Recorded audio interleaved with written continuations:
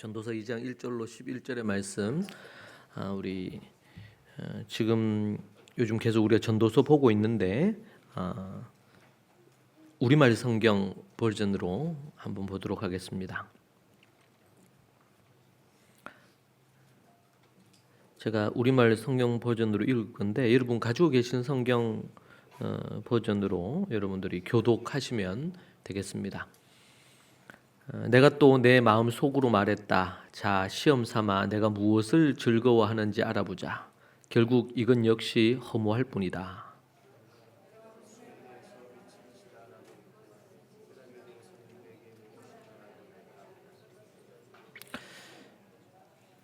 내가 포도주에서 즐거움을 찾아보려고 했지만 내 마음은 여전히 지혜 쪽으로 기울었다. 참 어리석게도 사람들이 하늘 아래 살면서 무엇을 하며 살아야 좋을지 알아보려고도 했다.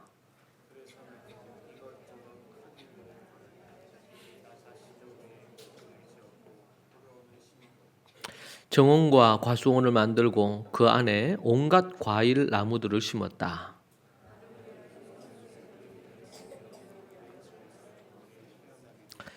남녀 종들을 사들이기도 했으며 내 집에서 종들이 태어나기도 했다. 나는 또 나보다 앞서 예루살렘에서 다스렸던 어느 누구보다도 많은 소와 양떼들을 소유해 보았다.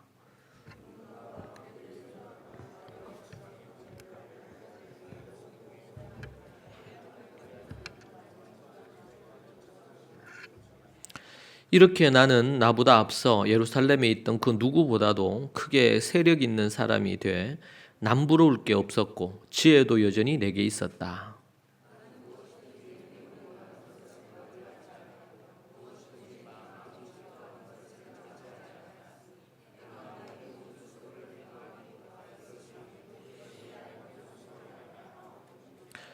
그러나 내 손이 한 모든 일과 내가 이루려고 그토록 노력한 것을 살펴보니 모든 것이 허무하고 뜬구름 잡는 일이었다. 해 아래 유익한 것은 하나도 없었다. 아멘.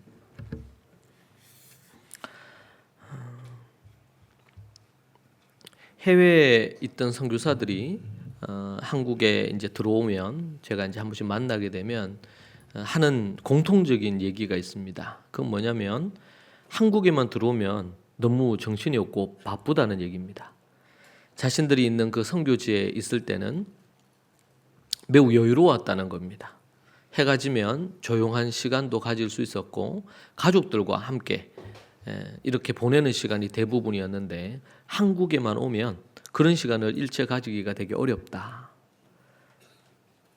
그런 걸 보면 우리 한국 사회가 얼마나 피로도가 높은 사회인지 아니면 또 갖가지의 경쟁과 이런 것으로 얼마나 정신이 없는지를 새삼 느끼게 하는 그런 만남입니다. 우리 인생을 열심히 사는 것은 의미 있는 것이고 좋은 것입니다. 개인의 어떤 노력과 책임감을 부정하기 위한 것이 아닙니다. 오늘 제가 제목을 인생 열심히만 살지 말자 이런 제목으로 했는데 열심히 사는 것이 나쁜 것이 아니죠. 좋은 것입니다. 그리고 열심으로 책임감 있게 자신의 삶을 살아가는 것 또한 좋은 부분입니다. 그런데 문제는 열심히만 살게 될 때에 삶의 균형을 잃어버린다든지 참된 행복을 추구하지 못하는 경우들이 있다는 겁니다. 행복을 추구하며 살아가는데 현재의 행복을 누리지 못하고 산다는 겁니다. 행복을 계속 쫓아 나아가는데 그런데 그 행복은 너무 계속 멀게만 있다는 거죠. 그러면서 현재 누려야 될 행복감, 만족감, 기쁨 이런 것들을 잃어버린다는 겁니다. 그래서 열심히만 살다 보면 놓치는 것이 가족을 놓치기도 하고 또 친구 관계를 놓치기도 하고 또 건강을 놓치기도 하는 것이죠. 또 어떤 경우는요, 자신을 잃어버리고 사는 경우도 있어요. 가족을 위해서, 남편 위해서, 아내 위해서, 자녀 위해서 아니면 내가 해야 될 어떤 일 이런 걸 위해서 너무 열심히 달려온 거예요. 그렇게 열심히 달려오다 보니까 자신을 잃어버리거나 자신의 마음을 들여다볼 여유가 없는 것이죠. 그렇게 되면 이제 시간이 지나고 또 나이가 들면서 갖가지의 문제들이 생깁니다. 끊임없이 달려가다 보면 잠시 멈춰 제대로 된 방향으로 내가 가고 있는지 돌아보지 않으면 어느 순간인가 세월은 지났고 나이는 들었고 갖가지의 삶의 문제를 안고 있는 그런 자신을 보게 되는 것이죠. 특히 하나님과의 관계도 또한 그렇습니다. 전문가들의 얘기를 잠시 우리가 생각해 보면 이 너무 열심히만 달려가다 보면 살다 보면 어떤 부분에 대한 것들을 가질 수 있느냐면 경쟁 사회가 갖고 있는 함정에 빠질 가능성이 있다. 그렇게 얘기를 하는 것을 볼 수 있습니다. 경쟁적인 어떤 문화 아니면 또 성공에 대한 과도한 어떤 집착 이런 것들이 결국 그 사람의 삶을 삼켜 버리는 거죠. 또 물질적인 풍요로움 이런 것들 사회적인 어떤 위치 이런 부분에 대한 것들을 추구하면서 경쟁 사회 속에 우리가 살게 되다 보니까 다 그것을 향해서 쫓아간단 말이에요. 그래서 근데 그렇게 해서 얻는다고 해서 진정한 성공을 얻게 되지 않는다는 것을 우리는 이제 최고의 성공자라고 할 수 있죠. 세상에서 그 솔로몬에게서 오늘 말씀에서도 그 해 아래 모든 것들이 헛되더라 그렇게 얘기하는 것을 볼 수 있습니다. 또 쉼과 여유를 잃어버리고 살아가는 것입니다. 끊임없이 노력하고 분투하지만 행복하지 않은 그런 모습을 또 보게 되죠. 그래서 쉼이 없고 여유가 없는 사회다. 그래서 극도의 피로도가 높은 사회가 한국 사회다. 근데 우리는 이 안에 있으니까 그걸 잘 몰라요. 왜냐하면 다 그렇게 삶을 살고 달려가니까. 제가 이제 학생들을 한 번씩 이렇게 대하다 보면 뭐 유니스트 학교도 그렇고 이렇게 우리가 학생들을 대하다 보면 학습에 대한 아니면은 뭐 입시에 대한 수능에 대한 이런 스트레스를 우리 뭐 가정에서도 그렇고 되도록이면은 그렇게 주지 않도록 권하고 그렇게 하잖아요. 물론 하루하루 자신이 살아야 될 삶에 대한 최선의 삶을 요구를 하긴 하지만 말이죠. 그런데 이미 그 압박감이 그들을 짓눌러 있는 것을 많이 봐요. 그걸 보면서 제가 느끼는 건 그만큼 이 사회가 갖고 있는 그 영향력이 엄청나구나. 가정에서 그런 부분에 대한 얘기를 하는 것도 아니고 뭐 그런 압박감을 주지 않음에도 불구하고 이 사회가 갖고 있는 거대한 이 압박감이 그 눌림이 얼마나 큰지 이미 뭐 중학생 때부터 아니면 뭐 고등학생이 되면 그 압박감에 짓눌려서 그 스트레스가 엄청나다는 거예요. 정신적인 스트레스. 여러분 그로 인해서 여러분 수많은 매일매일 입시 관련된 스트레스로 인해서 아이들이 죽어가요. 여러분 이거는 어떤 전쟁보다 요번에 또 수해로 인해서 생기는 이런 어떤 많은 사람들이 죽는 문제보다 더 많은 경우가 매일매일 사망에 이른다. 그래서 해외에서 이제 한국에 와서 이런저런 생활하는 분들이 그런 얘기하죠. 정말 병적인 경쟁 구도 속에 있다 한국이. 근데 제가 이제 이렇게 뭐 교육과 관련해서도 생각해보고 조금만 여러분 생각해보면 그 아래서 딱 나와서 조금만 생각해보면 그게 환상이거나 사실이 아닌 거짓임을 우리가 분명히 아는데도 불구하고 모두가 그 넓은 길로 가기 때문에 그 넓은 길의 정신에 영향을 받는 거예요. 너무 안타깝죠. 이런 부분이. 근데 우리 크리스찬들도 예외가 아니에요. 저는 학생들 이제 한번 상담할 때마다 이제 느끼는 놀라움이 뭐냐면 삶의 어떤 중요한 삶의 부분들에 대한 고민보다도 가장 큰 부분이 학습에 대한 스트레스인데 그 부분에 대해서 마음에서 내려놓지 못하고 갖가지 많은 걱정과 염려 속에 있다는 거예요. 직면해 있지 않는 문제임에도 불구하고 너무 많은 스트레스 받아요. 그냥 내가 해야 될 계획 따라서 내 능력 따라서 나의 최선을 다하면 되거든요. 그런데 그렇게 하기가 어려운 이유가 뭐냐면 자꾸 비교하는 거예요. 학교에서도 애들이 우리가 이제 뭐 유니스 학교 같은 경우에는 테스트를 해요. 근데 그 테스트는 뭐 어떤 결과를 가지고 뭐 평가하기 위한 테스트가 아니고 꾸준하게 계속 하고 있는가, 그걸 참조하기 위해서 테스트한단 말이에요. 근데 애들 너무 많이 긴장하고, 근데 매일 해야 될 걸 그냥 하면 되는데 그러기보다 어려운 부분들이 생기거든요. 그리고 애들이 뭐 요즘 같은 경우에는 오늘 학교에서 테스트 이런 걸 안 하기 때문에 시험을 치거나 이러면 애들이 많이 긴장하는 거예요. 그래서 이제 제대로 하고 있는지 그냥 평소 실력으로 치면 돼. 시험 기간에 열심히 해서 시험 치는 걸 저는 원하지 않거든요.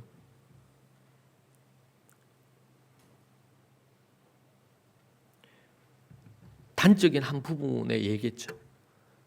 이게 아이들뿐만 아니라 뭐 직장 생활을 하든 아니면 어떤 사업을 하든 장사를 하든 어떤 형태가 됐든지 간에 모든 부분들이 경쟁하는. 이어린 교수가 그런 얘기했죠. 모두가 베스트 원이 되려고 하지 말고 온리 원이 되도록 교육해야 된다. 줄 세워가지고 1등부터 뭐 몇 등까지 쫙 이렇게 줄 세우는 교육이 아니고 이게 원이 있으면 거기에서 각자가 자신의 달란트를 따라서 양사방 팔방으로 나아갈 수 있도록, 그래서 그 분야에서 그쪽에서 각자의 달란트를 따라서 온리원이 되도록 새로운 어떤 한 부분의 것들을 자기가 만들 수도 있겠죠. 이미 세월은 한 10년, 20년 전부터 해가지고 그렇게 변했음에도 불구하고 여전히 전 세계에서 유일하게 이제는 이제 중국하고 한국만 그 남았다 그래. 이런 입시지옥 제도 같은 경우에는. 근데 이것이 하나의 교육 제도의 한 부분으로만 보이지 않고 제가 볼 때는 사회 전반에 깔려 있는 경쟁 구도 속에 있다. 그렇게 보여집니다. 그러니까 삶의 여유를 가지기가 어렵습니다. 쉬면 지는 거니까. 쉬면 실패하는 거니까. 쉼과 여유가 없는 사회인 거예요. 여러분, 그러면 사람들이, 기계도 그렇잖아요. 계속 쉬어줘야 되고 또 관리를 해줘야 되는데 그러지 않고 계속 이거를 계속 돌리면 망가지게 되지 않겠습니까? 사람도 다르지 않거든요. 사람도. 그래서 이제 교회 뭐 어떤 분들은 그런 거 비판하죠. 매일 교회 나와서 뭔가 요즘 현대 교회는 매일 교회 나와서 활동을 한단 말이에요. 전도 활동을 하든 무슨 기도 활동을 하든 어떤 활동을 하든지 간에. 그래서 뭐 어떤 목사님은, 유명 목사님은 매일 교회 나오지 마라 뭐 이렇게 얘기하는 분도 있고 여러 가지가 있는데, 제가 볼 때는 초대교회는 그들이 교회에서 나와서 생활하는 것이 그 기본적인 삶이었어요. 그 문제는 교회를 매일 나오느냐 안 나오느냐 이게 문제가 아니고 무슨 목적으로 나오느냐, 왜 나오느냐, 저는 그게 더 큰 문제라고 생각이 들어요. 우리가 삶을 건강하게 살아야 되는데 교회 성장을 위해서 자꾸 프로그램을 돌린단 말이에요. 그러니까 프로그램을 돌리려면 사람들이 자꾸 나와서 거기에 뭔가를 해야 돼. 그러니까 뭐 조금 얼마를 하고 나면 언제부터는 아예 이제 그런 사역을 안 하는 이런 병폐들이 생기는 거죠. 중요한 것은 하나님 앞에 나와서 매일 성전에 나와서 예배당에 나와서 기도한다든지 하나님의 말씀을 본다든지 또 믿음의 선한 교제를 나눈다든지, 이것이 사도행전에 나타나고 있는 초대교회가 갖고 있는 모습이었잖아요. 저들이 서로 사랑하고 떡을 떼고 말씀을 나누고 서로를 위해 기도하고. 여러분 그런 거 보면은 뭐가 있어요? 여유가 있잖아요. 여유가. 근데 현대 교회는 그런 여유가 없이 막 돌리는 거예요. 왜? 성장주의적인 접근을 많이 하기 때문에 그렇습니다. 그리고 각종 프로그램을 계속 돌려요. 그러니까 그 성도들이 하나님을 더 알아가기 위한 필요한 교육을 받는다든지 훈련을 한다든지 이런 부분에서 어느 시점에서는 그럴 수 있겠죠. 저는 그런 부분에서 우리 초대교회 가지고 있던 생명의 사이클, 절기를 중심으로 해서 생명의 사이클이 돌아가는데 그때에 깊이 부활절에는 유월절의 의미를 깊이 생각하고 예수님의 십자가와 부활을 깊이 생각할 수 있는 그런 어떤 부분을 가진다든지 우리 또 가을이 되면 절기 수양회를 하는데 그때는 우리 주님의 재림을 생각하고 또 초막절, 나팔절, 이 절기들에 대해서 묵상하면서 우리의 삶을 이 세상을 살면서 놓칠 수 있는 가치들을 회복하는 측면에서 그걸 해야 되는데 교회가 어떤 비전을 가지고 그 비전을 성취하기 위해서 엄청 돌리는 거예요. 무슨 새벽 무슨 운동도 하고 어떤 부분도 하고 저는 그 부분에 대해서 반대합니다. 그건 성경적이라고 보기 어려워요. 그리고 성도들을 도구화해서 교회 성장을 위한 도구로 많은 것들을 하는 겁니다. 그걸 어떻게 하나님께서 원하시는 것이라 하겠어요? 그래서 교회가 이 시대에는 지금 요즘 최근에 이제 제가 좀 기도하면서 좀 고민이 되는 게 이제는 다원주의, 종교 다원주의라고 그러죠. 이 말은 뭐냐면 어떤 종교든지 간에 아무 상관이 없다. 모든 종교에는 구원이 있으니까 상관이 없다. 그렇게 주장하는 겁니다. 이게 이제 캐톨릭에서 이 부분에 대한 교리를 먼저 수용을 했고 그리고 교단들 중에 몇몇 교단에서는 한국에서도 그렇고 전 세계적으로도 그렇고 그런 분위기가 있습니다. 그래서 이제는 그냥 정통 교회라고 그 교회가 건강한 교회구나 이렇게 보기는 어려운 시대가 됐습니다. 그 목사님이 유명한 목사님이라고 해서 그분을 믿을 수 있는 게 아니더라고요. 유명한 목사님인데 큰 교회 목사님인데 종교 다원주의자들이 있다는 것을 발견합니다. 정말 유명한 분이고 이런데 최근에 보면 이런 그 음란의 문제라든지 불륜의 문제라든지 갖가지의 문제들이 계속 일어나고 있지 않습니까? 심지어 교리적으로는 맞을지 몰라도 윤리나 도덕적인 부분에 있어서 누구나 잘못할 수는 있는데 그 잘못한 것에 대해서 회개하고 돌이켜야 되는데 그 회개하고 돌이키는 것을 찾아보기 좀 어려운. 저는 몇 년 전에 어느 우리 한국에서 제일 유명한 묵상지를 만드는 데죠. 근데 거기에서 거기에 이제 큐티집, 청소년 큐티집이었던 것 같아요. 그 큐티집에 어떤 분이 외부 작가인 것 같은데 글을 썼어요. 근데 글을 썼는데 제가 그 보니까 달란트 비유 글을 썼는데 그걸 너무 왜곡되게 쓰고 공산주의적인 이데올로기로 글을 쓴 거예요. 그래서 그게 이제 문제가 됐어요. 근데 이제 그 출판사에서 뭐라고 했는지를 제가 기사를 보니까 그 작가의 글과 이 출판사가 취하는 우리가 목적하는 방향이 다르다는 거예요.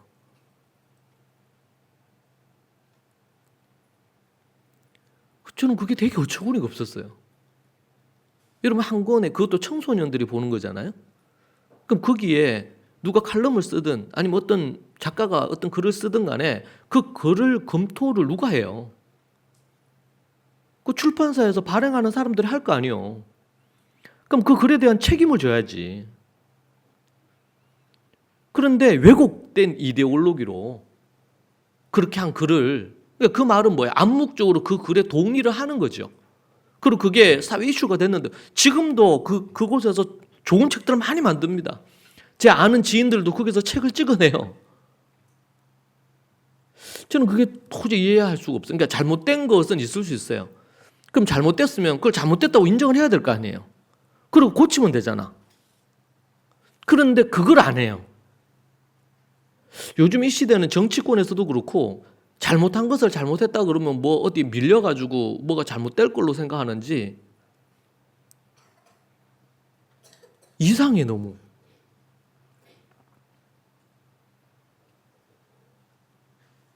너무 안타까운 것을 봅니다. 여러분 우리가 분별해야 됩니다. 큰 교회다. 저는 뭐 어느 서울에 뭐 큰 S 교회다. 그 교회가 한국 교회를 대표하는 것처럼, 그 목사가 한국 교회를 대표하는 것처럼, 기독교의 대표자인 것처럼. 누가 그렇게 세웠어요? 큰 교회고 성도들이 몇만 명이 되고 그러면 성경적입니까? 여러분 요한계시록에 보면 7교회 보면요, 돈 많고 크고 유명한 교회 있죠.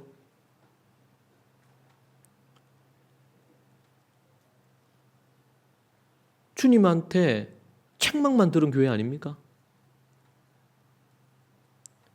그래서 여러분 이제는 교회라고, 그래서 성도들 개개인들이 성경을 읽고 건전하게 해석할 줄 알고, 여러분 이 중세 기독교 시대에는 성경을 읽거나 심지어 읽는 것까지, 해석은 뒤로 하더라도 성경을 읽는 것에 대한 권한을 사제들에게만 줬어요. 초대교회와는 비교가 안 될 만큼 왜곡되고 타락했죠. 그래서 종교개혁이 일어난 겁니다, 여러분. 그래서 그때 한 게 뭐예요? 해석을 원하면 내한테 가져오라는 거예요. 그리고 사제들이 어떻게 했어요? 더욱더 자신들의 어떤 그것을 확보하기 위해서 라틴어로만 하는 거예요. 자국어로 설교를 안 해. 그러면 뭔 말인지 어떻게 알아들어요? 그래서 중세 암흑기가 온 거예요. 그리고 누구 입만 쳐다봐요? 교황하고 사제들이 입만 쳐다보는 거예요. 뭐라고 하는지. 왜냐면 그게 곧 법이었으니까. 여러분 우리 교회가 이 성경에 믿음을 갖고 있다는 것이 얼마나 중요한지 몰라요. 어느 목사가 어떻게 했고, 교황이 어떻게 했고, 교황이 이 성경 권위 위에 있잖아요. 캐톨릭은.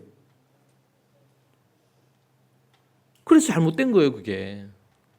거기 있는 사람들 중에서 믿음을 진정으로 갖고 있는, 구원받을 믿음을 갖고 있는 이들이 있을 수는 있지만 그들이 갖고 있는 교리적인 부분에 있어서는 잘못됐어요. 교황은 사람 아닙니까? 잘못하지 않습니까? 넘어지지 않습니까?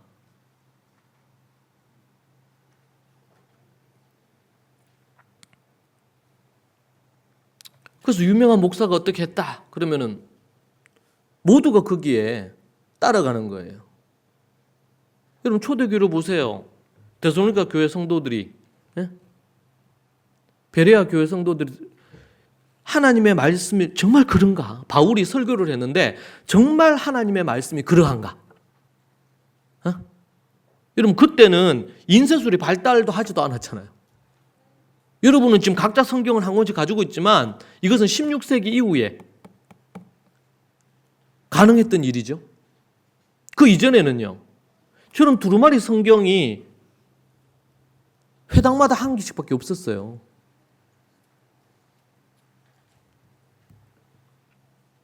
그런데도 초대교회에서는 어릴 때부터 해서 태교부터 시작해서 하나님의 말씀을 알 수 있도록, 읽을 수 있도록 누구에게나. 그래서 이제 마틴 루터가 너무나 위대한 종교개혁자인 것은 그가 최초로 자국어 성경을 만든 거예요. 독일어 성경을, 자국어 성경을 처음 번역한 거예요. 대단한 거죠. 그로부터 시작해서 전 세계에 지금도 번역되지 않는 언어가 있기 때문에 지금도 번역하는 선교사들이 있으시잖아요. 근데 초대교회는, 예루살렘에서는 누구나 랍비가 됐던 사도들이 됐던 집사들의 누구나 하나님의 말씀을 읽을 수 있고 그 말씀을 연구할 수 있었죠. 그때는 신약 성경 없었으니까 구약 성경 같은 경우에는 이미 유대의 전통에 따라서 해석을 다양하게 하는 해석들이 있었단 말이에요. 주석 안에. 그래서 한 절이 있으면 그 절에 대해서 수천 년 동안 내려오면서 검증된 주석, 해석 한 10가지 정도가 정리가 되어 있는 거예요. 주석에. 그것을 초등 때, 중등 때 공부를 한 거야. 그리고 이제는 성인이 돼요. 13살이 되면 바로 믿지 말 하잖아요. 그건 뭡니까? 이제는 스스로 성경을 연구할 수 있도록 그렇게 해놓은 거예요. 지금 이 시대의 한국교회 위기가 뭘까요? 성경을 성도들이 공부하지 않는다. 성경을 공부하지 않아요. 그러니까 무지하죠. 무지하면은요, 어떻게 해요? 이용당하기 쉬워요. 그래서 교회가 또 교회의 제도권이 성도들을 무식하게 만드는 거예요. 네, 무지하게. 설교로 충분하다. 어떻게 설교로 충분해요? 설교해봤자 보통 교회들은 하루 설교를 20, 30분밖에 안 하잖아. 뭐 저야 뭐 1시간씩 하지만 일주일 내도록 있으면서 금요일하고 주일 있는데 그죠? 우리 교회는 보통은 주일로 한 20분, 30분 설교한단 말이에요. 그걸 듣고 어떻게 신앙생활을 해가요? 스스로 성경을 먹고 마시고 이 말씀이 육신이 되신 분이 예수님인데 우리가 예수님을 직접 못 보잖아요. 말씀이 육신 되신 분인데 예수님을 우리 이 말씀에서 만나고 그 말씀에서 만난 그 예수님을 통해서 믿음의 삶을 살아가고 분별하고 이렇게 하는 거죠. 물론 개개인들이 말씀을 알아서 개인적으로 알아서 다 해석하고 살아라 이 말이 아니고 성경은 하나님께서 교회에 질서를 주셔서 어떤 부분에 대한 이것이 어떤 해석인지 어떤 게 맞는지 이 부분에 대해서 성경 해석뿐만 아니라 삶에 대한 해석을 하나님께서 교회에 주셨단 말이에요. 그래서 교회가 그 부분에 대해서 가르치도록 하나님이 목사를 세워주시고 또 지도자들을 주셔서 그 말씀에 대한 삶에 대한 해석을 하도록 이 만들어 주신 거예요. 그것을 배우도록 익히도록. 그러나 개인이 하나님의 말씀에 대한 것을 읽고 묵상하고 연구하고 이렇게 해야 된단 말이에요. 그래야지 분별력이 생기는 거예요. 분별력이. 안 그러면 이 마지막 때에 이단이 아니면 사이비가 또 뭐예요? 이 종말론에 대한 이런 부분에 대한 왜곡된 이해와 제가 요한계시록 설교했잖아요. 요한계시록을 몇 번 설교했어요. 토다의 삶으로도 만들었어요. 응? 그러면은 여러분 이런저런 요즘 뭐 유튜브나 이런 걸 통해서 유명 목사님 아니면 유명한 어떤 뭐 강사들이 기독교 그 스피커들이 설교하는 거 이런 거 여러분 들으실 수 있잖아요. 그런데 그것을 분별할 수 있는 부분의 것들을 어떻게 하라고요? 개인이 할 수 있는 힘을 길러서 분별을 해야 된단 말이에요. 앞에서도 얘기한 것처럼 어느 유명한 목사님이 최근에 그런 얘기 했대요. 매일 교회 나오는 거 하지 마라. 어떤 의도인지를 알아. 그분이 왜 그렇게 얘기했는지. 교회 와서 너무 활동을 많이 하니까 그럴 수 있겠죠. 근데 초대교회를 보면 매일 날마다 서로 모여서 기도하고 말씀 보고 했잖아요. 그럼 그분이 얘기한 게 이게 안 맞잖아요. 의도는 좋을지 몰라도 맞는 얘기는 아니라는 걸 분별을 해야지. 유명 목사가 얘기했으면 다 맞습니까? 여러분이 제가 설교한 것도 여러분들이 분별을 하셔야 돼요. 권창규 목사님이 제대로 설교를 하고 있나? 맞는 얘기인가?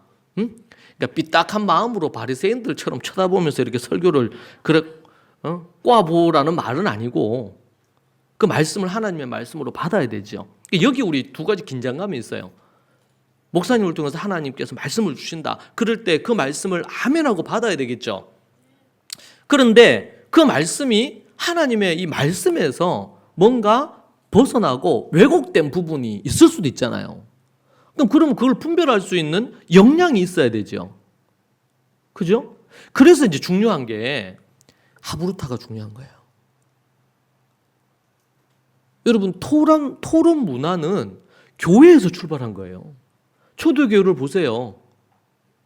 가정에서부터 애들 유치 초등 때부터 아이와 토론하도록, 이제 중학생 올라가고 그러면은 토론하도록, 이런 문화가 있잖아요, 문화가. 그러니까 물론 그 토론이라는 것이 삐뚤 마음을 갖고 자기 원하는 게 있는데 그걸 얻으려고 질문하고, 그러니까 이런 질문을 했죠. 바리새인이나 서기관들도 예수님한테, 비꼬듯이. 여자 현장에 잡힌 여자 데려가지고 이 여자를 어떻게 하리까? 이건 뭐예요? 아니, 나쁜 질문이에요. 사악한 질문이고. 성경은 그런 질문을 반대합니다. 예수님은 그런 질문에 답 안 해요.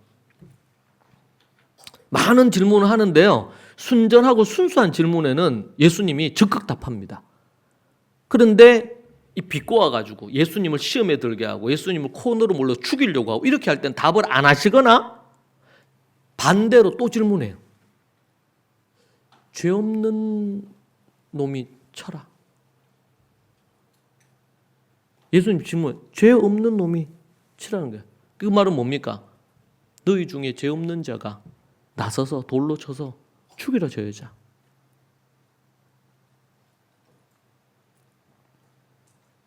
이런 왜곡된 질문하면 안 되죠, 하브르타가.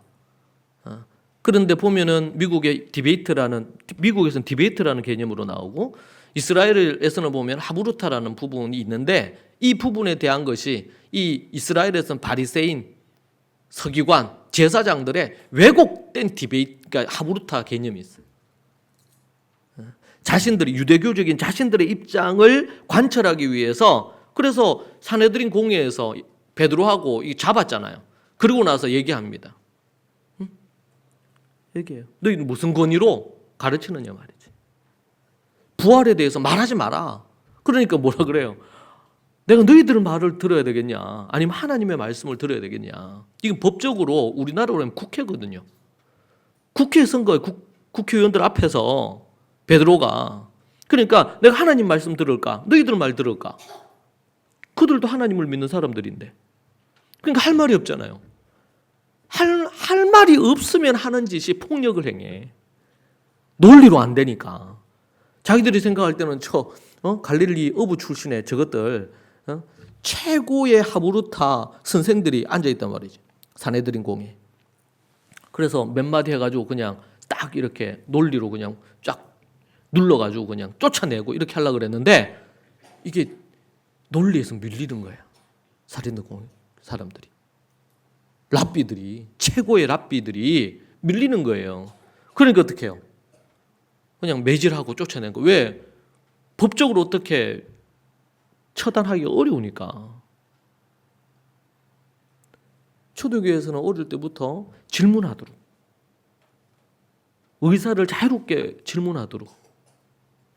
물론 그 기준은 하나님의 말씀에 근거한 거여야 되겠죠. 그게 어디로부터? 이스라엘에서부터 내려오고, 이거는 유대인들을 위해서만 주신 게 아니에요. 하나님이 아브라함하고도 하브르타 하잖아요. 아브라함이 처음에는 의도가 안 좋게 왔어요. 저 소돔과 고모라, 지금 롯이 있는 소돔과 고모라를 심판하신다고요. 이게 너무하신 거 아니냐 말이지. 만약 거기 의인이 50명이 있는데, 그 수만 명이 있는데, 의인 50명이 있는데 그래도 거기를 하나님 심판하실 거냐? 질문하죠. 근데 그렇게 안 하겠다. 40명 쭉 내려가잖아요.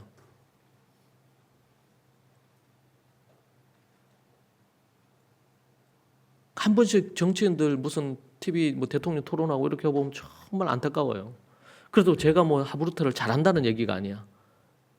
이게 기본적인 하브르타에는 예의가 있거든요. 우리 캠프할 때 제가 그런 강의를 해요. 하브르타를 할 때 기본적으로 가져야 될 예의가 있어요. 상대에 대한. 나이가 많건 나이가 적건 어떻든 상관없이.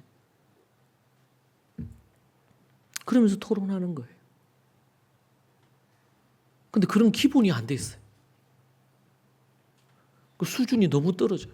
여러분, 전 세계에서 우리가 경제적으로는 선진국 대열에도 들어가고 이렇게 정치를 보면은 너무 수준이 떨어져. 부끄러워요. 그래서 정치 관련된 뉴스 나오거나 그러면 화가 나. 안 봅니다, 요즘 제가.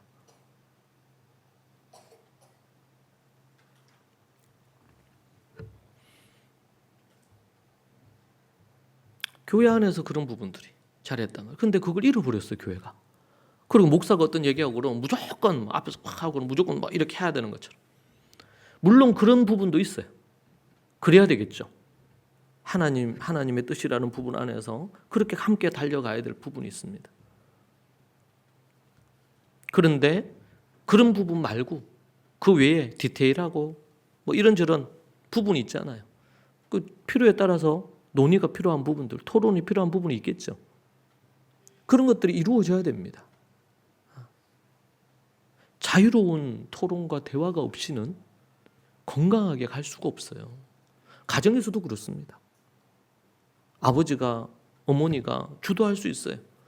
그런데 그런 부분에 하나님의 말씀에 근거해서 때로는 가르치기도 하고, 때로는 어떻게 해요? 아이들과 이런저런 대화가 필요할 수도 있어요. 아이가 크감에 따라 더 그래요. 아이들이 이제는 머리가 굵어지고 생각하는 사고력도 커지고 이렇게 하면 할수록 뭐 이제 유치나 초등 때까지는 그런 부분들이 약하겠죠. 근데 이제 커가면서는 그런 대화를 통해서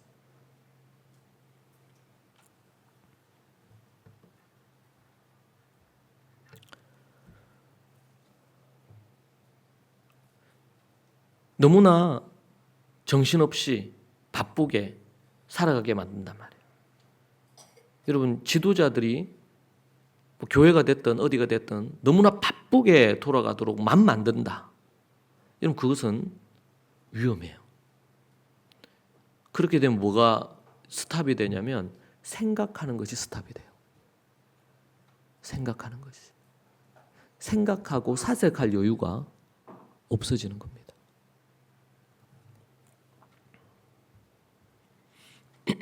우리는 잠언과 지금 전도서를 이어서 보고 있습니다. 잠언은 우리에게 뭘 얘기해 줍니까? 지혜로운 삶의 원리와 가치, 그리고 실제적인 지침을 줍니다. 다른 어떤 성경에 비해서 좀 결이 다르죠. 잠언과 전도서가. 전도서는 삶의 허무함을 솔직하게 얘기하고 진정한 만족을 어떻게 얻어야 되는지 그 부분에 대해서 얘기를 해줍니다. 삶의 모든 것을 허무하고 덧없다. 이 현실을 인정하게 합니다. 나중에 여러분 이제 10장, 11장에 가면 이게 확연히 드러나는데 너무 놀라워요. 네. 삶의 모든 것이 허무하다. 덧없다. 라는 겁니다. 또 하나는 현세의 어떤 쾌락과 물질적인 풍요, 뭐 이룩한 거, 성취한 거, 이 모든 것이 진정한 만족을 주지 못한다. 진정한 만족을 주지 못한다.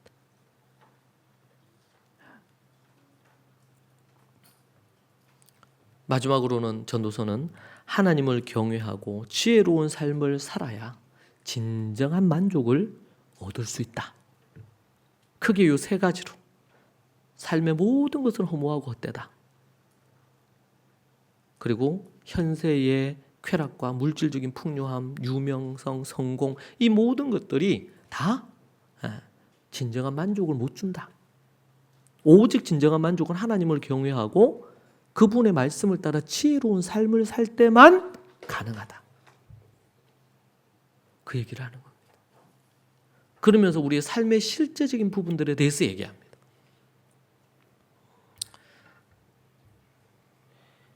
인생 열심히만 살지 말고 어떻게 살아야 될까요?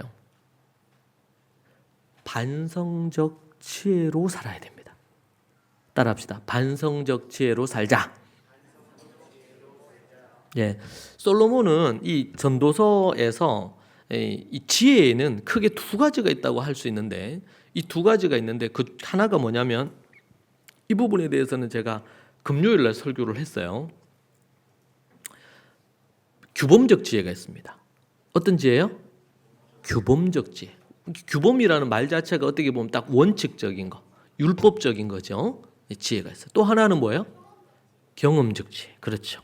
반성적 지혜라 그래요. 그것을 경험적 지혜, 반성적 지혜. 경험이 뭡니까? 내가 경험해 봤더니 이게 지혜로운 거더라. 또 뭐예요? 경험하고 내가 반성이 돼. 지금 솔로몬이 반성적 지혜를 하고 있는 거죠. 내가 그렇게 막 살아봤는데 돈도 누려보고 여자도 즐겨보고 모든 걸 다 해봤는데 만족이 없더라. 아, 이게 만족을 주는 게 아니구나. 반성이잖아요. 반성하는 거. 그래서 여러분 지혜에는 크게 두 가지가 있다. 하나는 뭐예요? 원칙적인 지혜인데 이거는 뭐예요? 규범적 지혜라고 그렇게 표현하고, 또 하나는 그 규범을 따라 삶을 살아가는데 경험하면서 느낀 것, 반성적 지혜라고 표현한단 말이에요. 자, 그러면은 이 전도서는 뭐가 더 많아요? 에? 반성적 지혜가 대부분이에요. 그가 그럼 규범적 지혜를 모르느냐? 그건 아니죠. 어릴 때부터 다윗 아버지로부터 배웠어요. 그런데 그가 이제 왕이 되고 나서 시간이 지나면 타락했죠. 그렇게 하면서 이 규범적 지혜를 소홀히 여겼어요. 그렇게 살다 보니까 이제 60이 넘었네. 돌아보니까 과거에 그렇게 사는 게 잘못됐구나. 그게 나에게 진정한 만족을 주는 게 아니구나. 반성하면서 썼다. 그게 이제 전도서예요. 이걸 간증집이라고 표현할 수도 있겠고, 자신의 회고록, 아니면은 이 간증집, 아니면은 참회록, 뭐 이렇게 표현할 수 있습니다. 이런 것들이 기록되어 있는 거예요. 반성적 지혜가 필요합니다. 그러니까 바쁘게만 막 계속 어디 달리기보다 반성적 지혜의 삶이 필요하다. 솔로몬이 과거를 반성하면서 지금 설교하잖아요. 그 설교는 뭐예요? 내가 이렇게 살아보니까 정말 내가 잘 살았다. 이렇게 얘기하는 건 별로 없어요. 솔로몬이 얘기하는 내용에는 거의 99%는 내가 그렇게 해보니까 실패했더라. 그래서 우리는 간증이라 그러면 뭔가 내가 믿음으로 이렇게 했는데 이렇게 성취했다, 인정받을 만한, 칭찬받을 만한 것만 간증이 아니고 실패한 것도 엄청난 간증이 돼요. 실패한 것. 뭐 제 같은 경우에는 제가 이제 지난 최근 한 6, 7년 이런 시간 동안 제가 이제 건강을 좀 잃었고 또 뭐 그런 부분들이 있었죠. 그러면서 참 많은 반성을 하게 됐어요. 물론 제가 이제 열심히 사역하는 것 때문에 오는 것도 있고, 뭐 여러 가지 동기나 이런 게 잘못된 건 아니었고 좋은 부분이었지만, 그런데 오늘 말씀처럼 균형감 있게 하나님 앞에서 제 삶을 잘 살지 못했던 거, 제가 한 번씩 설교할 때 제가 반성적인 의미에서 여러분에게 얘기할 경우도 있었죠. 돌아보니까 내가 내 건강을 잘 관리를 못했구나. 그래서 건강을 좀 잃고 나서 제가 책들을 많이 봤어요. 근데 이미 지난번에도 한번 얘기했죠. 하나님께서, 제가 이제 그 관련된 책을 보려고 책을 이렇게 검색하고 좋은 책을 찾아서 읽어야 되니까 찾았는데 어디서 많이 보던 책이 이게. 그래서 알고 보니까 이전에 제 아는 분들이 선물로 준 책들이더라고요. 그래서 제가 찾아봤죠. 찾아보니까 어디 있어요? 제 책꽂이에 있는 거예요, 그 책이. 그래서 읽는데 너무 좋은 거예요, 내용이. 내가 미리 알았어야 되는데. 그때는 건강 뭐 이런저런 책이 눈에 잘 안 들어왔어요. 그게 내가 중요하다고 생각 안 했던 것 같아요. 그건 잘못된 거죠. 그래서 그게 중요하지 않다고 제가 뭐 건강이 중요하지 않습니다, 뭐 이런 게 필요 없습니다, 이런 얘기를 제가 한 건 아니잖아요.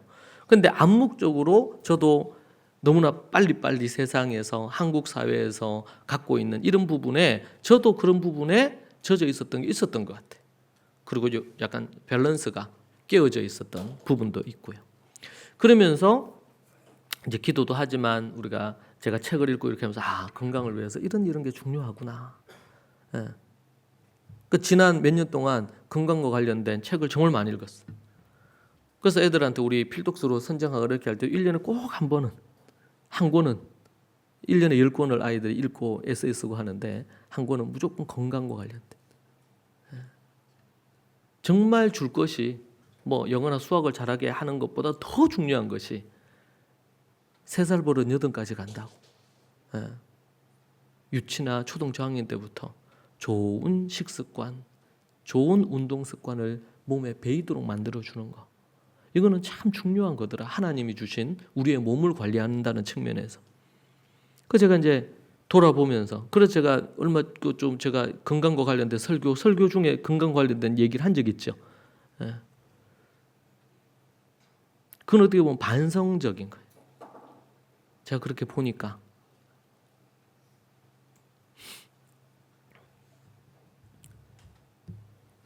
너무나 바쁘게 우리가 너무 열심히 살다 보면 반성할, 자신을 돌아볼 여유를 가지지 못하는 경우들이 많습니다. 그러다 보면 나중에 예를 들면 건강 관련 저처럼 어느 순간인가 건강의 적신호가 그 전에 이미 사인을 하나님도 주시고 제 몸에서도 반응을 했던 것 같은데 그걸 무시했던 거죠. 그러고 나니까 나중에 문제가 생기는 거예요.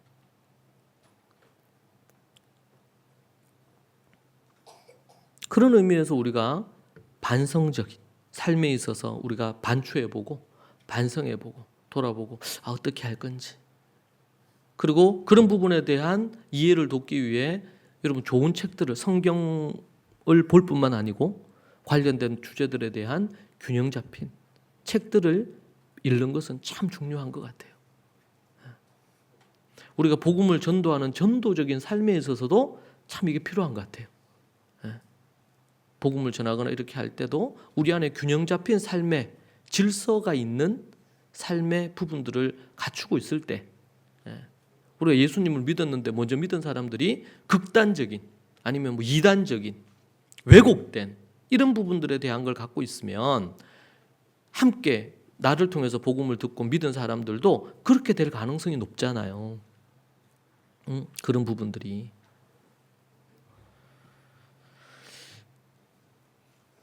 교회와 가정 안에서 성도들이 잃어버린 것이 이 반성적 지혜가 아닌가 전도서를 보면서 생각하게 됩니다. 그리고 많은 교회들이 평생 동안 성도들이 전도서 관련된 설교는 거의 듣지 못한다 그럽니다. 통계적으로. 일평생을 살면서 전도서를 설교로 듣거나 전도서를 성경을 공부하는 경우가 거의 없다. 그렇게 하는 경우가 0.001%도 거의 없다는 거예요. 통계적으로. 그러니까 목사들도 편식할 수 있는 거죠. 목사들도 성경을 연구하는 부분이 자신들이 자신의 기호에 따라 성경을 연구하고 설교할 수 있겠죠. 물론 성도들에게 도움을 주기 위해서 필요한 것을 한다고 하지만 그럴 수 있겠죠. 지난 12년 넘게 13년째 이제 우리가 이제 들어가는데 12년 동안 성경 한 권 한 권을 한 절 한 절을 우리가 연구해 온 것은 하나님의 특별한 은혜라고 저는 생각합니다. 목사의 기호에 따라 어느 부분만 설교할 수 있는 게 아니잖아요. 왜냐하면 성경을 1장 1절부터 전도서를 1장 1절부터 뭐 절기나 이런 걸로 인해서 우리가 이어가지 못하고 절기를 다룰 때는 있지만 그런 성경을 하나하나 우리가 묵상하고 또 연구하고 이렇게 할 수 있는 것은 우리의 신앙에 있어서 정말 중요한 거다. 그걸 꾸준하게 하는 게 너무 중요해요. 그래서 초대교회에서는 모세 5경을 아니면 성경 66권을 균형 있게 읽고 그리고 그 내용에 대한 것을 공부하고 묵상하고 토론하고 가르치고 이런 일들을 한다는 것입니다. 정말 중요한 부분이에요. 그 부분이. 그 전통을 지금 이스라엘에서는 이스라엘의 그 후예들이 초대교회 전통을 갖고 있기 때문에 저들이 훨씬 더 전 세계적인 이런 흐름 속에 왜곡된 이단이나 사이비나 뭐 종말론에 왜곡된 거나 이런 것들에 있어서 좀 덜한 것 같아요. 전혀 없다고는 볼 수는 없는데 왜냐하면 하나님의 말씀에 대한 부분들을 가지니까. 그래서 최근에도 보면 성경 해석적인 측면에서 이단도 있고 사이비도 있고 또 정통 선교단체나 교회인데도 문제를 왜곡되게 다루는 부분들을 봅니다. 그죠? 그러니까 여러분 그런 단체나 선교단체나 이런 부분은 너무나 중요해요. 그런데 교회는 우리 성도들이 있으면 성도들의 영적인 안전을 중요하게 봐요.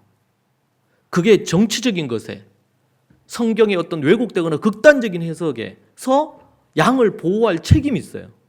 보통 단체들은 어때요? 자신들이 갖고 있는 이런 기독교 단체들은 그 비전을 향해서 갑니다. 비전을 이루는 데 초점이 있어요. 그게 이제 교회, 지역 교회와 다른 성격을 갖는 거예요. 왜냐하면은 거기서는 어떤 비전을 갖고 함께 일하다가 헤어질 수도 있고 이게 문제가 안 되는데, 교회는 우리가 함께 늙어가고 함께 자녀를 키우고 함께 살아가야 되잖아요. 이곳은 삶의 처전이에요.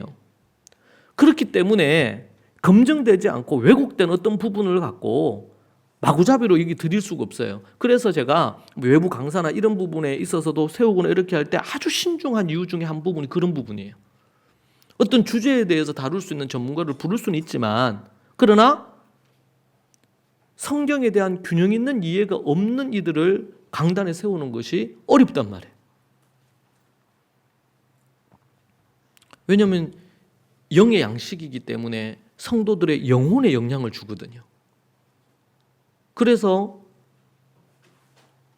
말씀을 묵상을 이렇게 하는 때도 어느 한 부분에 대한 해석이 있으면 다양한 해석들을, 건전한 다양한 해석들을 되도록이면 소개하고, 우리는 이 부분으로 가는 게 좀 더 맞겠다 이렇게 제안을 하지, 여러 해석들 다 없애고 이것만 맞다 이렇게 주장하지 않고요. 그리고 또 분명한 근거를 대야 되는 거예요. 논리적인 근거를.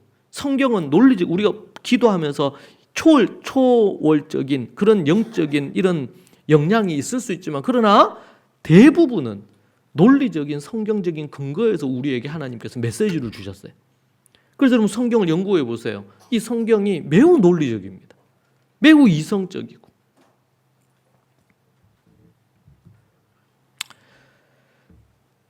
이 반성적인 지혜가 전수가 안 됐어요. 초대교회는 이런 부분들이 되었던 것 같아요. 여러분 성경에 보면 베드로전서 5장 5절에 이런 말씀 나옵니다. 젊은 자들아, 이와 같이 장로들에게 순종하고 다 서로 겸손으로 허리를 동이라. 하나님은 교만한 자를 대적하시되 겸손한 자들에게 은혜를 주시느니라. 교회 안에 젊은 자들아, 이와 같이 장로들에게 순종하라는 거예요. 그럼 성경에서는 자녀들아, 부모에게 순종하라 이렇게 나오죠. 교회에서는요, 젊은 자들아, 장로들에게 순종하라는 거예요. 여러분 그렇다면 이것을 막 권위주의적으로 막 나이 든 사람들이 젊은 사람들에게 순종을 요구해야 되는 걸로, 그런 의미로만 이 부분을 이해하고 생각하면 곤란하죠. 장로들, 지혜롭고 나이가 있는 나이 든 이들이 하나님의 말씀을 경험과 이런 것들을 토대로 하나님의 지혜를 젊은이들에게 주고, 그 젊은이들은 순종함으로 그걸 받고, 그러면 늙은이들은요, 장로들은요, 하나님의 말씀에 지혜를 갖고 삶을 살려고 애쓰고 노력하고, 그렇게 살아가는데 내가 이렇게 사니까 참 믿음으로 좋더라. 그런데 나는 이렇게 못 살았다. 너희들은 그렇게 살지 말아라. 네가 그렇게 살면 하나님이 기뻐하시지 않는다. 이게 지혜를 주는 거 아니겠어요? 그럼 그 지혜를 받으려면 어떻게 해야 돼? 젊은이가 순종을 해야 받을 수 있죠. 그래서 가정에서 아니면 교회에서 어떻게 해요? 이게 내려오는 거예요. 뭐가? 반성적 지혜가. 이게 반성적 지혜가 내려와야 된단 말이야. 근데 이 반성적 지혜가 내려오지 않아. 단절이 돼요. 그럼 어떻게 돼요? 어리석은 세대가 나오는 거예요. 그래서 디도서 2장에 보면 이런 말씀이 나와요. 디도서 2장 보세요. 2장 1절. 디도서 2장 1절. 여러분 성경 있는 분들은 보세요. 오직 너는 바른 교훈에 합당한 것을 말하여 늙은 남자로는 절제하며 경건하며 신중하며 믿음과 사랑과 인내함에 온전하게 하고, 늙은 여자로는 이와 같이 행실이 거룩하며 모함하지 말며 많은 술의 종이 되지 아니하며 선한 것을 가르치는 자들이 되고, 늙은 남자는 절제하고 경건하고 신중하고 뭐 이렇게 하고, 늙은 여자는 행실을 거룩하고 모함하지 않고 뭐 이렇게 하고. 이게 뭐예요? 늙은 남자, 늙은 여자가 어떠한 삶과 인격과 모습을 갖추어야 될지 얘기하죠. 자, 그렇게 얘기하고 나서 뭐라 그래요? 4절에 그들로 늙은 여자로 젊은 여자들을 교훈하되, 교훈을 주란 말이에요. 이건 뭐예요? 규범적 지혜와 반성적 지혜를 누구에게? 늙은 여자가 젊은 여자들에게 주라는 거예요. 그래서 그 남편과 아내, 자녀를 사랑하게, 젊은 여자들이 남편과 자녀를 사랑하며 신중하며 순전하며 집안일을 하며 선하며 자기 남편에게 복종하게 도우라는 거예요. 누가? 늙은 여자가 누구에게? 누구에게? 젊은 여자에게. 교회 가정 안에서도 부모가 자녀들에게 전수를 해야 되지만 교회 안에서도 늙은 여자가 젊은 여자들에게 가정과 관련된 거, 삶에 관련된 거 전수하라는 거예요. 그렇게 하면은 하나님의 말씀이 비방을 받지 않게 하려는 거다. 이 뭐예요? 젊은 여자들이 삶을 사는데 엉망으로 살아. 그러면은 교회 밖에 있는 사람들이 그 젊은 여자를 보고 예수님 믿고 교회 다닌다고 하는데 보니까 뭐 모양이 저 모양이냐? 이런 비방을, 하나님이 비방을 받지 않도록 하라는 거예요. 뭘로? 늙은 여자들이 하나님의 지혜를 전수해 줘서 젊은 여자들이 그렇게 살지 않도록 도우라는 거예요. 6절에서는요. 너는 이와 같이 젊은 남자들을 신중하게 권면하되, 이 디도서니까 지도자 디도에게 젊은 남자에게 젊은 남자들을 신중하고 권면하되 범사에 자기 자신이 선한 일에 본을 보이며 교훈에 부패하지 아니함과 단정함과 책망할 것이 없는 바른 말을 하게 하라. 디도와 늙은 남자들은 젊은 남자들에게 가르치고 지혜를 주고 책망할 것이 없는 바른 말을 하게 하고, 늙은 여자들은 누구에게? 젊은 여자들에게 그것을 가르쳐서 하나님의 말씀이 비방을 받지 않게 하라. 지금 이 시대는요, 이 시대는 세상이 비방하는 거예요. 교회 다니는데 별거 없더라. 교회 다니는데 친구 있는데 지나 내나 별 다를 게 없더라. 응? 그러니까 하나님의 말씀이 비방을 받는 거죠. 여러분, 여기에서 예수 천당 부르짖는 전도가 어떤 의미가 있겠어요? 우리가 전도하는 거 필요해요. 그게 잘못됐다는 게 아니야. 근데 이미 그 사람들은 한두 번 교회를 다 나와봤어요. 지금 후기 기독교 사회로 들어왔어요, 한국은. 지금 남미나 아프리카처럼 처음 복음이 들어가는 이 시점이 아니에요. 이미 복음이 한번 쑥 지나갔어요. 그럴수록 이런 부분에 전문가들은 뭐라고 해요? 삶이 중요해지는 거예요, 자꾸.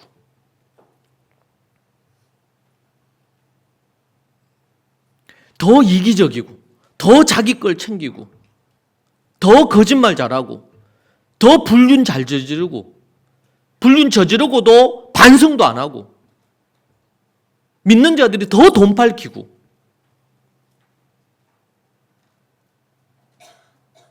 그러면은 우리가 전하는 메시지가 어떻게 이 세상에 그리스도의 제자의 메시지로 전달이 될 수 있냔 말이죠. 이게 불가능해지는 거예요.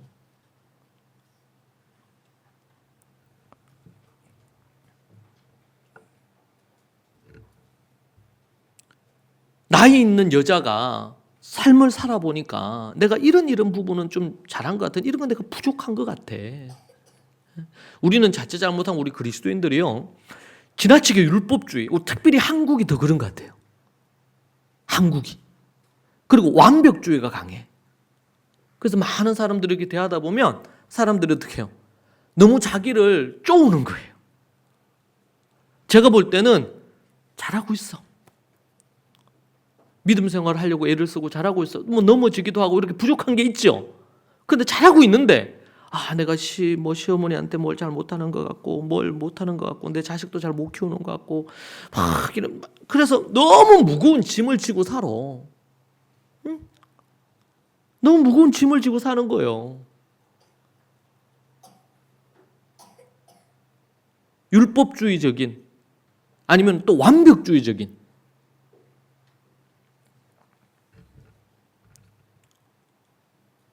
난 말씀도 많이 못 보는 것 같고, 기도는 많이 못하는 것 같고, 이렇게 해서 안 될 것 같은데. 근데 삶에서 나름대로 하려고 애를 써요. 막 이렇게 해요.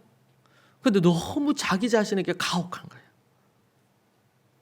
다른 사람이 그럴 것 같으면은 여러분들이 아이고 괜찮아 이렇게 이렇게 할 법한데, 자기 자신한테는 괜찮아 이렇게 안 해주는 거예요. 그리고 또 누구한테 안 해줘요? 자기 남편, 자기 아내한테 안 해.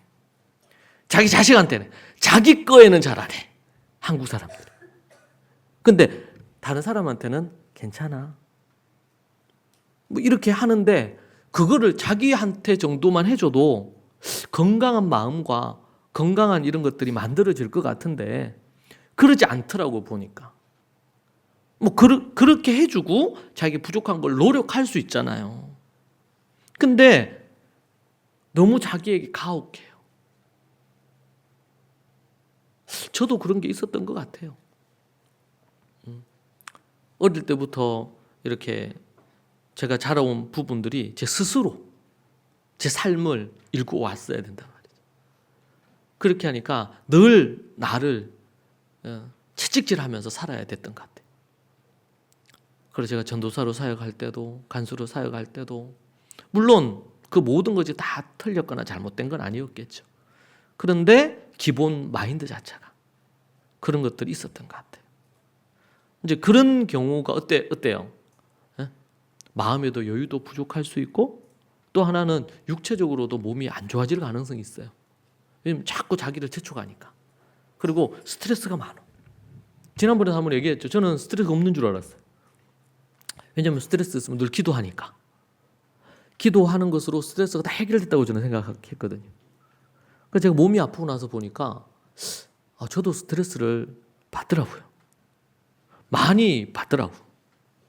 근데 이 스트레스를 푸는 방법이, 물론 말씀 보고 기도하는 것으로 풀 수 있죠. 근데 사람이잖아. 그러면은 건전하고 건강하게 푸는 다른 방법들도 활용을 했어야 되는 거죠. 근데 그거는 주님이 주신 선물이잖아요. 일반 은총 안에서. 그래서 하나님은 우리에게도 안식일도 주셨어요. 쉬라는 거예요. 다른 말로 표현하면. 쉼을 가지라는 거예요. 근데 저도 그렇습니다만은 우리 한국인들이 잘 쉴 줄은 몰라요. 쉬면 또 어떻게 해요? 쉰다. 휴가한다. 그럼 주로 어떻게 합니까? 휴가 플랜을 짜는 거예요. 어디 가야 되겠다. 해외 어디 가야 되겠다. 그러면 우리나라 사람만큼 빡빡한 프로그램이 없어요. 주로 찍고 가요. 찍고. 그 어떤 여행 전문가는 얘기해요. 좀 이렇게 선적인 여행을 하지 말고, 선은 어떤 겁니까? 여기에서 미국 간다가 미국 찍어놓고 무조건 달려가는 거예요. 다른 거 안 보고. 옆도 이거 안 봐요. 딱 찍어놓고 그랜드 캐니언 간다. 그러면 무조건 찍고 가서 어떻게 해요? 사진 찍고 사진 찍고, 그러고 나서 얼른 또 그 다음 행선지로 가야죠. 라스베이거스로 가야 된다. 그럼 쫙. 그럼 그거 가서 또 뭐예요? 구경하고 분수쇼 보고. 근데 돌아오고 나면, 그러니까 물론 사진이 남긴 한데 그 풍경이라든지 그것에서 누릴 수 있는, 아니면 거기에서 그랜드 캐니언에서 앉아가지고 한 10분이라도 한 20분이라도 앉아가지고 그 풍경을 구경을 하고, 캐나다에 가면 거기 그거 있잖아요. 나이아가라 폭포 있잖아요. 그럼 그거 가면 거기서 좀 앉아서 구경도 하고. 그래서 이렇게 면적인 여행을 하래요. 어디 가고 그러면 찍고 이리 오지 말고 골목도 들어가 보고, 거기 가서 좀 거기 있는 음식도 먹어보고, 거기 어떤 시장도 가보고, 이런 걸 하라는 거죠. 그러니까 우리가 우리의 삶도 그래요. 휴가 간다 그러면 우리 또 이제 휴가철이 되잖아요. 그러면은 그래서 예전에 저도 그랬어요. 우리 휴가 간다 그러면은 빡빡하게 아침 일찍 일어나서, 저는 또 아침형 일찍 움직인다. 그러니까 가족들이 피곤하죠. 같이 움직여야 되니까.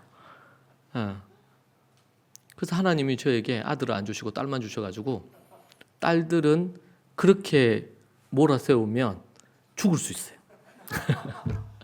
그래서 뭐야, 오전에는 좀 여유롭게. 근데 처음에는 제가 너무 힘든 거예요, 그거를. 아니, 이 황금 같은 시간에 지금 여기 왔는데 어디 가서 볼 것도 많고. 근데 그게 휴가가 그게 중요한 게 아니잖아요. 잘 쉬어야 되잖아요. 근데 막 찍고 해가지고 나중에 돌아와서 휴가를 지는 거예요. 집에서 이제 피곤해가지고 병원도 갔다 오고 막 이래. 그렇게 휴가 보내. 이게 뭔 휴가야? 그러니까 한국인이 갖는. 그래서 외국인들 보고 그럼 어디 가잖아. 그러면은 기차로 갑니다. 쭉. 그럼 기차 안에서 책을 들고 책 보고 그리고 가서 좀 즐기고 이렇게 하다가 또 이러고. 이게 휴가지. 근데 우리나라는 휴가를 뭐 그런 식으로 해. 애들도 어디 데려가 물놀이 하고 뭐 어디 놀이공원 가고 막 이렇게 하죠. 막. 그래 쓰러져서 자요 저녁에. 그렇게 집에 오면 또 쓰러져서 며칠 있어야 돼. 그러니까 이게 우리가 휴가라는 이 개념이라든지 이런 것들이 평상시에도 일상에서도 너무 바쁘게 일상을 살다가 휴가 가기 때문에 그럴 수 있을 것 같아요. 그냥 막 가서 막 놀고 막 놀다가 죽잖아요 심정으로 막 이렇게 한단 말이에요. 근데 평상시에 우리가 좀 여유 있게 보내면 좀 여유 있게 휴가도 보낼 건데 그렇지 못한 우리 문화가 있는 것 같아요. 그래서 우리가 이 문화를 소위 말해서 구속해야 돼. 회복시켜야 되는 것 같아요. 그 제가 그 부분에 있어서 제가 이제 회심을 했죠. 휴가와 관련해서 회심을. 그러니까 좀 그러니까 요즘은 이제 그런 걸 저도 즐기고, 저도 즐기고. 그 좀 우리가 인간다워짐, 건강해짐 이런 것이 저는 이제 잠언과 전도서를 보면서 좀 많이 더 느끼게 됐어요. 건강한가? 우리가 그리스도인이라고 말하기 전에 우리가 건강한 인간이 되고 있는가? 하나님이 만드신 이 세상에서 건강한 인간으로 우리가 살고 있는가? 그런 부분을 생각하게 됩니다. 그러니까 그런 것들이 이루어지려면 앞선 이들이 늙은 남자, 늙은 여자 얘기했잖아요. 그럼 나이 든 이들이 저도 이제 그렇고 우리 여기 이제 나이가 다 들고 있잖아요. 나이 든 이들이 지혜를 나눌 수 있어야 돼요. 그러려면 나이 든 이들이 뭐가 있어야 돼요? 컨텐츠가 있어야 돼요. 오늘 말씀해 보니까 뭐가 있어요? 신중하며 뭐하며 이런 거 있잖아요. 자신이 그것과 싸우면서 분투하면서 가지고 있었던 지혜의 노하우를 가지고 있어야 돼요. 그래야지 자녀들에게도 나눠주고 또 이제 믿음을 가지려고 하는 사람에게도 나눠줄 수 있잖아요. 컨텐츠가 우리에게 있어야 돼요. 그러니까 교회에서 어떤 봉사를 했다, 뭐 어떤 일을 했다 이런 것도 우리에게 중요한데 그건 너머에 뭐 했어요? 이면에 우리의 삶의 컨텐츠를 갖고 있어야 돼요. 오늘 우리 디도서 말씀해 보면 그런 게 나오잖아요. 신중하며 순전하며 집안일을 하며 선하며 남편과 자녀를 사랑하며 남편에게 복종하며 뭐 이런 말씀 나오잖아요. 젊은 여자들에게 늙은 여자들이 이거 가르쳐야 되거든요. 근데 자기가 이런 거에 대해서 생각을 안 하고 살았어. 뭐 기도하고 말씀만 보고 살았어. 근데 삶에 대한 부분에 대한 거가 없어. 여기 보니까 여러분 늙은 여자들이 젊은 여자들에게 성경 통독, 기도 이런 게 없잖아요 여기. 그죠? 교훈에는 남편과 자녀를 사랑하는 거, 신중한 거, 순전한 거, 집안일을 하고, 집안일, 선하고 남편에게 복종할 줄 알아. 이런 거를 가르쳐야 된단 말이야. 늙은 여자들이 젊은 여자들에게. 늙은 남자들은 어떻게 해야 돼 또? 신중하고 권면하고 범사에 내 자신에게 선한 일을 본을 보이고 단정하고 책망할 것 없는 바른 말을 하는 것을 말하게 하고. 그렇죠? 우리가 앞에서 우리가 봤던 잠언 31장에서 남자들에게 어떻게 해야 될지, 여자들에게 어떻게 해야 될지, 남자들에게 4가지, 여자들에게 21가지 얘기했던 거. 이것을 갖고 늙은 이들이 나이가 들면서 자꾸 이런 것을 경험하고 이렇게 하면 노하우가 있어야 되잖아요.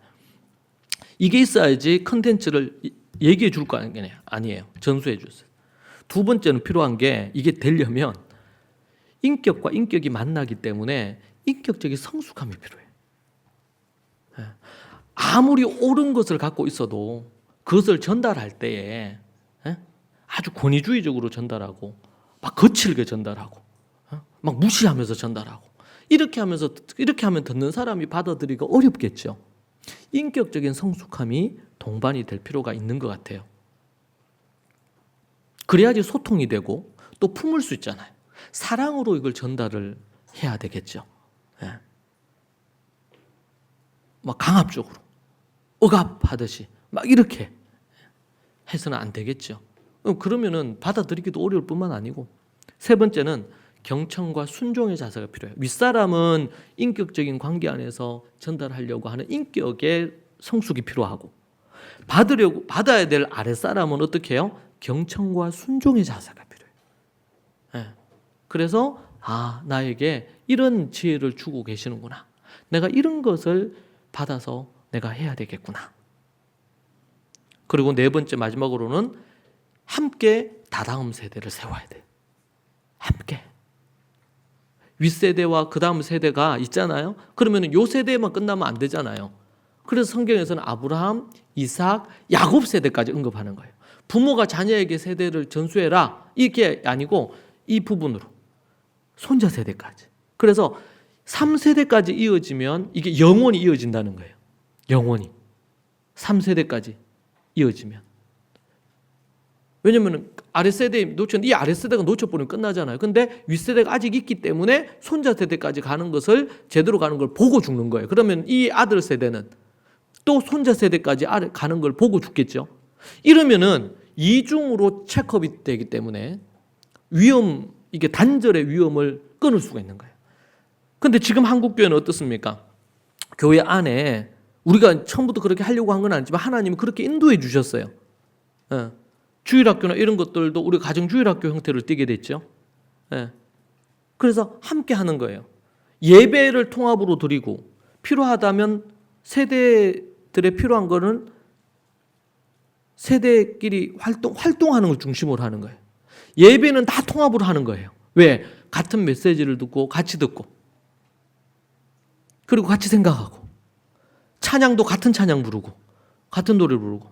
그러니까 보통은 어린이들, 어른들, 청소년들, 청년들 찬양이 다 다른 거예요. 그러면 같이 모이면 세대들만의 찬양이 있는 거예요. 물론 그런 것을 세대들끼리 있을 때 부를 수는 있겠지. 그러면 같이 모였을 때는요, 같이 부르기 어려운 거예요. 왜? 서로 다 몰라. 그 곡이 무슨 곡인지. 밑에 세대는 위에 세대 곡을 모르고 위에 세대는 아래 세대 곡을 모르는 거예요. 이것은 예배나 찬양뿐만 아니라 음식을 먹는 문화도 그렇고, 그죠? 어떤 걸 보는 문화도 그렇고, 이런 게 다 다른 거예요. 어린 아이들에게, 청소년들에게 아주 자극적인 것을 계속 그걸 봤어. 그러면 위에 세대, 어른 세대들 모르잖아요. 그러면 이제 이런 그게 모르면 뭐예요? 대화의 단절이 이루어져요. 공감할 수가 없어요. 세대가 단절이 되고 나면 윗세대가 갖고 있는 지혜를 전수할 수 없는 거예요. 그래서 한 교회 안에 있지만 노년층, 중장년층, 청년층, 청소년, 어린이 이렇게 해가지고 다 한 4-5세대가 나누어지면서 다 다른 거예요. 다. 나라가 다른 거예요. 나라가. 민족이 다 다른 거예요. 그럼 어떻게 돼요? 오늘 말씀처럼 이게 세대가 늙은 남자들이 젊은 남자들에게 전수를 할 수가 없어요. 지금 딱 그런 상황이죠. 지금 딱 그런 상황이에요. 여러분, 기독교회 안에 어떻게 자녀를 길러야 된다는 거를 없잖아요. 각자 알아서 세상에서 유명한 이런 분들, 박사님이나 이런 유명한 책들을 보면서 자기 자녀를 키우는 방법을 각자 알아서 해야 되잖아요. 성경적인 자녀 교육에 대한 게 없잖아요. 그리고 그게 세대 간에 흘러갑니까? 안 가잖아요, 이게. 그래서 지금 망하는 거예요, 교회들이. 초대교회는 그게 없었잖아요. 세대 간에 세대 차이가 없었어요. 여러분, 우리가 이것을 비전을 갖고 운동을 해야 돼요, 운동을. 여러분의 가정에서 그렇게 할 뿐만 아니라 여러분들이 만나는 사람들마다 크리스찬이든 넌 크리스찬이든 간에 여러분이 알고 있고 믿고 있는 바에 대해서 이런 부분들에 대한 걸 나눌 수 있어야 된단 말이에요. 왜냐하면 우리 교회만 그렇게만 하는 걸로 되어서는 안 될 거 아니에요. 교회들이 그 부분에 대한 성경적인 하나님 나라의 세계관을 회복해야 되잖아요. 안 그러고 막 어디 어디 대치동이다부터 해서 학군 이거 해서 피 터지게 싸우고 그래 집값이 막 오르고 학군이 이런 데다 200만 원씩 300만 원씩 기본적으로 300만 원 든대요. 한 아이당. 대치동 가고 그러면요. 많게는 뭐 과일까지 하고 그러면 한 500 든대 500. 애가 2명이다 그러면 매달 1,000만 원이 나가는 거예요. 얼마나 이게 기형적이고 이상하잖아요. 그래서 수조 원대예요. 사교육 시장 세계 자체가. 여러분 우리는 하나님의 나라를 회복해야 되는데 그 하나님의 나라의 회복은요. 삶의 전 영역이에요. 삶의 전 영역. 우리 그걸 공부하고 우리 그렇게 살아가고. 사랑하는 여러분, 정말 하나님 앞에서 우리가 이 반성적 지혜를 중심으로 이 반성적 지혜를 어떻게 우리가 전수할 건지 이것이 우리에게 있어서 잠언과 전도서에서 우리에게 얘기해 주는 개념 있는 성도입니다. 우리에게 십자가와 부활의 복음은 생명과 같아요. 절대적입니다. 자, 그런데 이 십자가와 부활의 복음을 바탕으로 하나님의 성경에 나오는 규범적 지혜뿐만 아니라 반성적 지혜의 토대를 갖고 우리의 삶을 살아가야 돼요. 이것이 전도와 선교에 너무나 중요한 거예요. 여러분이 건강하고 여러분이 균형 있는 시각과 안목을 갖고 있을 때에 여러분들의 주변에 있는 사람들에게 선한 영향력을 미칠 수가 있다. 그것을 우리가 추구하면서 나아가야 될 줄로 믿습니다. 기도하겠습니다. 하나님 아버지, 우리의 삶 가운데 열심히 살아야 되지만 열심히만 살지 않게 주님 우리를 도와주십시오. 하나님의 반성적 지혜를 통해서 특별히 전도서의 말씀을 통해서 인생이 무엇인지를 우리가 발견하고 노년에 있는 솔로몬의 그 반성적 지혜를 우리가 전수받고 우리 자신을 돌아봄으로 하나님이 기뻐하시는 인생을 살아가게 하여 주옵소서. 아버지 하나님, 너무나 바쁘게 앞만 향해 달려왔던 삶이 있습니다. 주님 반성하면서 하나님 앞에서 진정으로 건강하게 살아가는 것이 무엇인지를 생각하고 믿음으로 사는 인생들 되게 하옵소서. 예수님 이름으로 기도합니다. 아멘.